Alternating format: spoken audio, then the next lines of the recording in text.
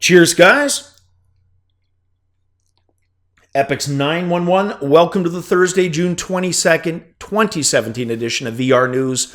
Lots to talk about, guys. Let's jump right into it. I want to start with the first news piece from Road to VR concerning a Dungeons and Dragons themed chess game. And it's going to release for Rift and Gear VR. Now, for me, D&D, one of those pivotal things in my life, setting me on the path for all the good stuff, that's happened the last 30 years easily. In fact, the three would be arcade machines, home computers, and Dungeons and Dragons. I remember specifically where I was when I was introduced to it. I'd lost touch with Exidy since grade 4, rekindled it the summer just before high school. I saw him across the street because I'd moved back to the neighborhood with a bunch of books under his arm. They turned out to be D&D books, and I was sold, right? So if you look at that title, Dungeon Chess, it looks pretty unoriginal. But let's be real, these guys, more than anyone, can get away with calling their game Dungeon Chess, right? And if you're thinking, wow, who cares? Dungeon chess, right? Or, theme chess.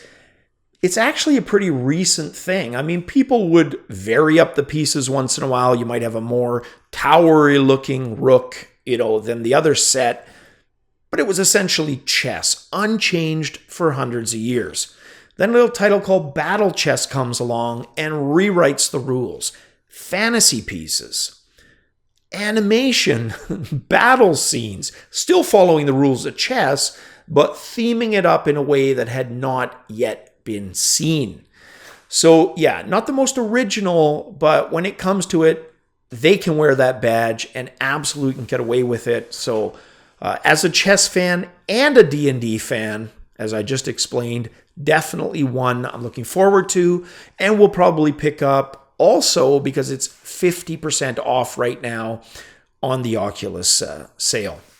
All right, next up, we get this, not really a review, but feedback on SkyrimVR for PlayStation VR. This was a news piece on VRFocus from one of their authors, Nina Salomons. And she had an opportunity to go into the game and compare it to Fallout 4. Now, of the two, she states that SkyrimVR is the one that needs more work.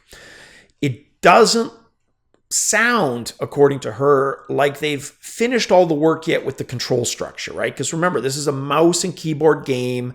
Yes, it was adapted to work for consoles, but that's still a step away from the actual PlayStation controllers, right, for VR. So some work still required there to get that to work.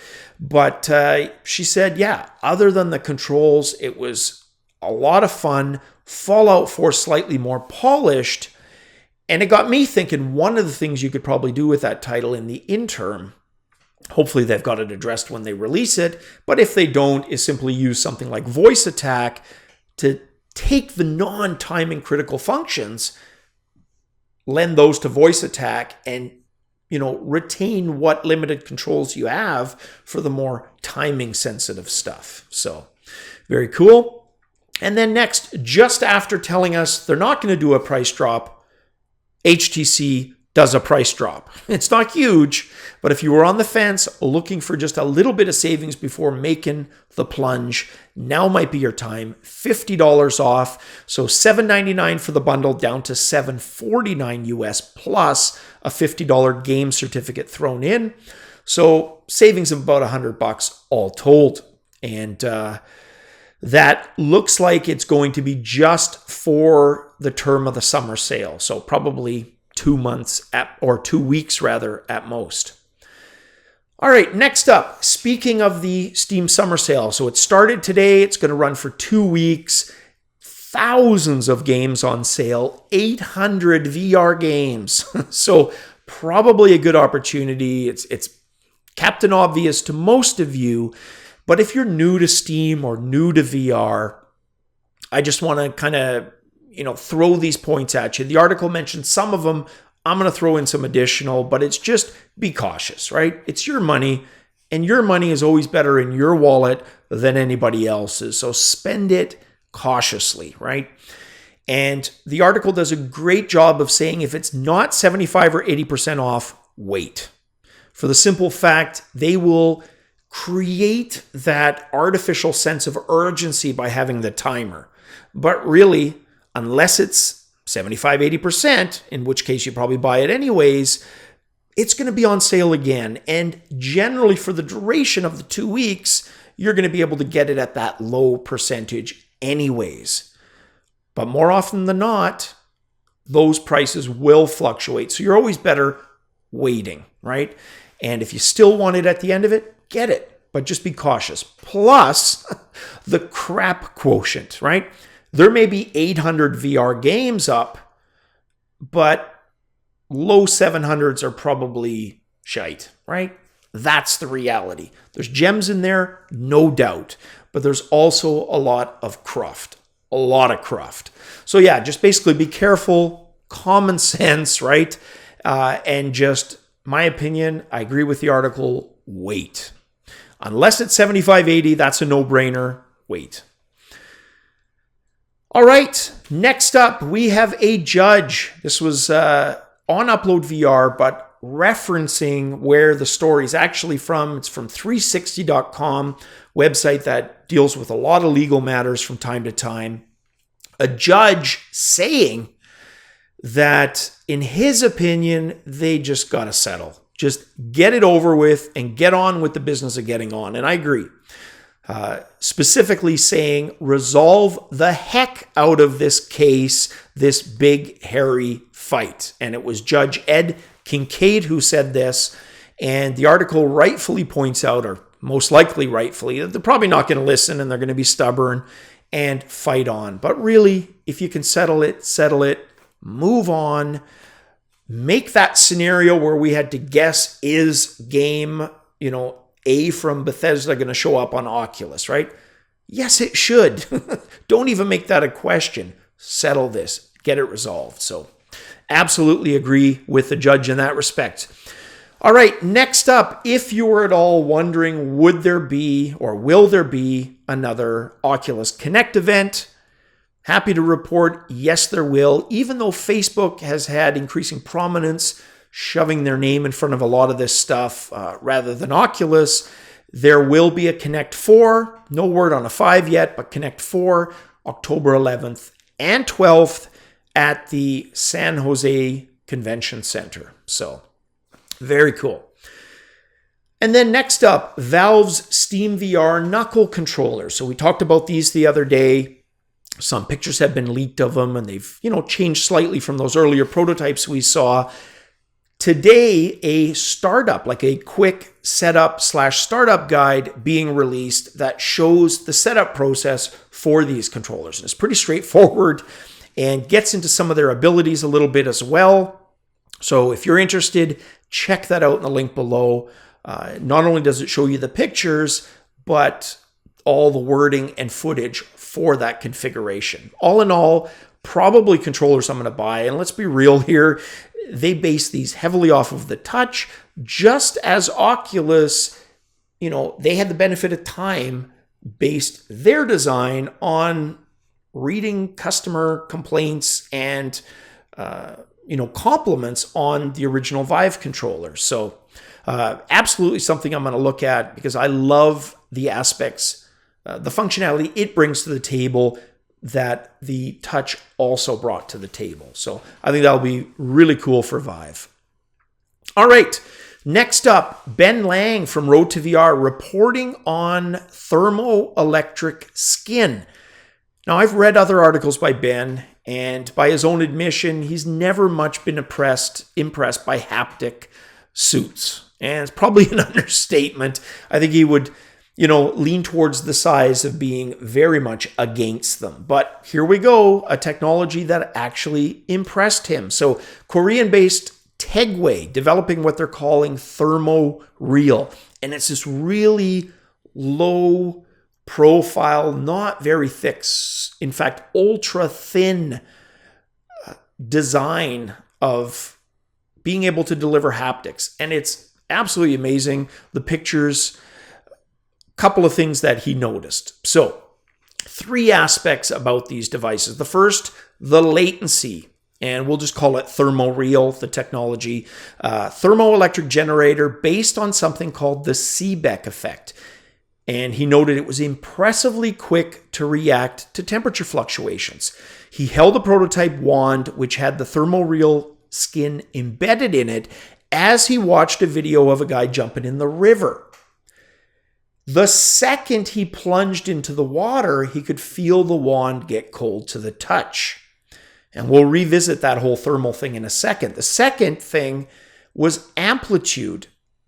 Not just the speed of hot or cold, but the extent of it. So even more than the cold effect, he says, the heat effect was so great that I had to loosen my grip on the ThermoReal prototype at times. I was honestly concerned the device could burn me. So of course he brings that up with the devs, and they tell him there's a fail-safe built in. The device will only get up to 4 degrees Celsius hotter than the body temperature. So nothing to really be worried about, but you can see just based on how quickly it reacts, even though it's within that 4 degrees up or down, that's enough to accurately, to our brains at least, convey temperature fluctuations. So very cool.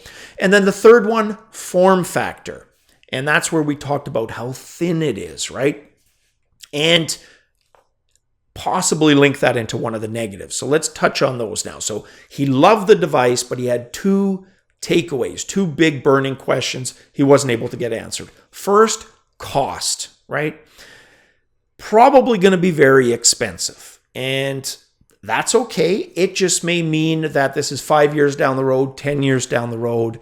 But there is going to come a time, thanks to the research being done today, that it will be feasible and it will be at the right price point, right? So cost was one. The second concern that he had was how much added bulk when it's fully configured. So not just a strip of this on a controller, but the actual finished product. Even though it's slim, what is that footprint? What is that added heft going to feel like, going to look like? So absolutely agree. But so far, damn, this sounds pretty good. All right. Next up, let's talk Gran Turismo. So I had a bit of a straw poll on this. The results of that, there's not a lot of people who voted on it. And fair enough. It's a game that's, only going to really excite a handful of people. And even if it's more, not important enough to vote on, but something I was curious about. So results as of when I filmed this, 62% said no, VR should not be canceled, 31% saying yes, and 8% saying they don't care one way or the other. Now, I'm not worried about spoilers, so if you haven't voted and you still want, your opinion still counts, right? I know what it is now, and I'll see how it evolves regardless. So now me personally, I was originally leaning towards, yes, it should have been. And it was my story today on this haptic suit that actually changed my mind, because my original feeling was, look, they should have just dropped it. But if they dropped it, they lose the benefit of that research that they're doing, right? Just like these haptic guys, if they would have thrown up the flag and said, you know what, not feasible price-wise for consumers 10 years from now, why bother? We'd lose the benefit of all that research between now and then. So yeah, I'm leaning back towards the majority on that now. And then what was also interesting was the developer of the game, the creator rather, Yamauchi. He told GamesBeat this I thought was interesting. I've been waiting for VR for more than 50 years. After all that time, I'd hoped it would be something more incredible than it is today, but we've done the best that we can with what is currently available. Ain't that the truth? And I've said this before, I honestly thought by now there'd be space stations, moon colonies, and look where we are.